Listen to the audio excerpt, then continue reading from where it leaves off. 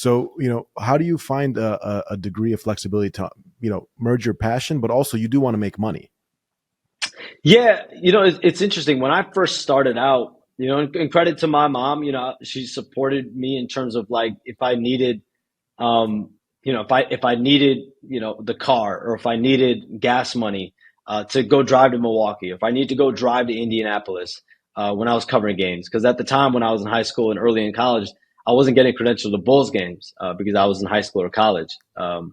So I went to Milwaukee. I went to Indiana.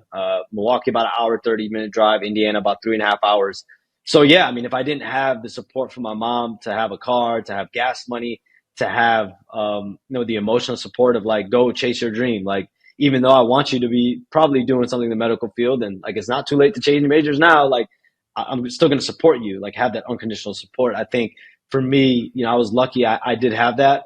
But yeah, there's no doubt. Like when I was in high school and college, I wasn't making anything. I think my first thing, I did a Bulls blog for Chicago Now. I wrote for RealGM.com. I think at one point at RealGM.com, late in high school, early in college, I was making like $50 a month. Like, but for me, I never was approaching this in a financial way.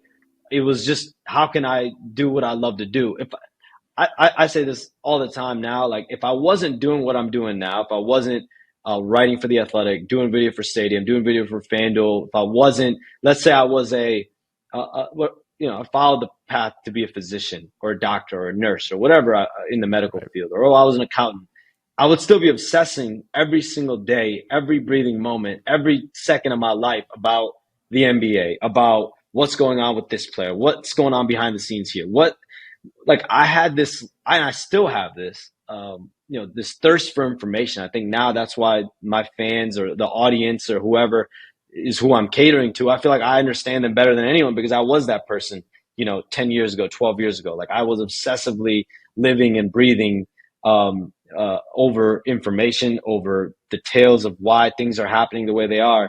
And I think being in a position now where I'm able to give those stories, it's priceless to me. I could be getting nothing and I would still love what I'm doing. I would still be obsessing over what I'm doing. So that has never driven me.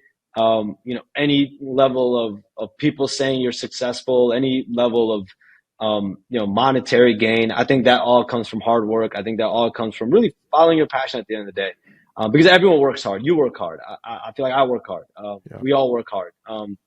But how much are you willing to sacrifice at different points? Discipline, structure. Like I live a very structured, disciplined life. I don't usually go, and sometimes it's a fault, right? Like I have family members, whoever, saying, live a more balanced life. Do more of this, do more of that.